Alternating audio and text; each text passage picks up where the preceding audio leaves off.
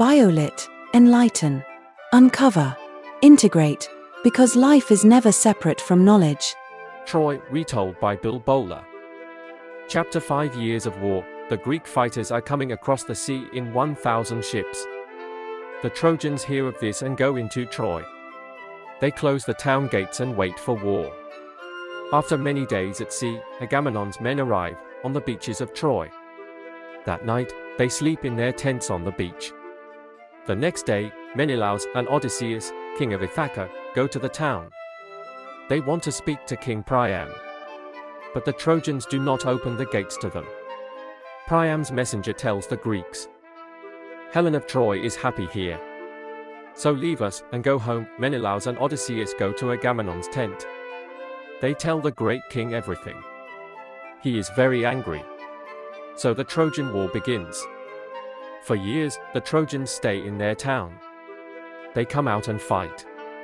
Then they go back and sleep. For years, the Greeks wait on the beaches. They fight every day, and they eat and drink at night. After many long years, young men are old. Boys are now young men. But the Trojan War doesn't stop. One day, Paris and Menelaus meet in battle. All the Greek and Trojan fighters watch them. Paris is weaker than Menelaus, but he is faster. In the end, Paris is afraid. He runs away from Menelaus into Troy. The Greeks laugh at him and call him a weak boy. After that, Helen stops speaking to him. Back in Greece, Achilles is now a young man.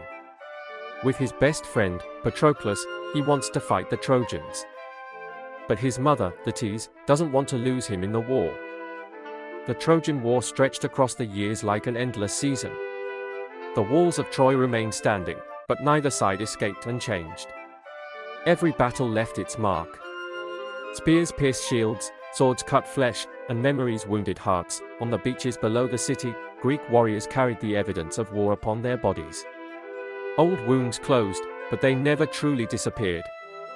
Thin lines crossed their arms and shoulders, silent records of battle survived.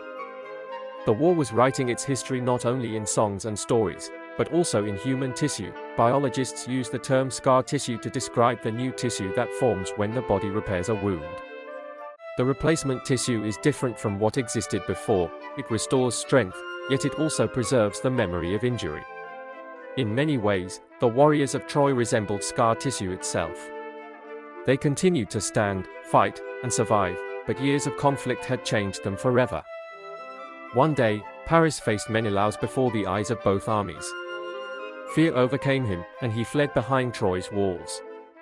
The crowd mocked his retreat, yet even courage could bear scars. After years of war. Far away, Achilles and Patroclus were preparing to join the conflict. They were still young, untouched by battle. But Troy had a way of changing everyone who entered its shadow. Soon, they too would carry scars, some upon their skin, others deep within their hearts. Literature remembers the stories of wounds. Biology reveals how those wounds become part of who we are.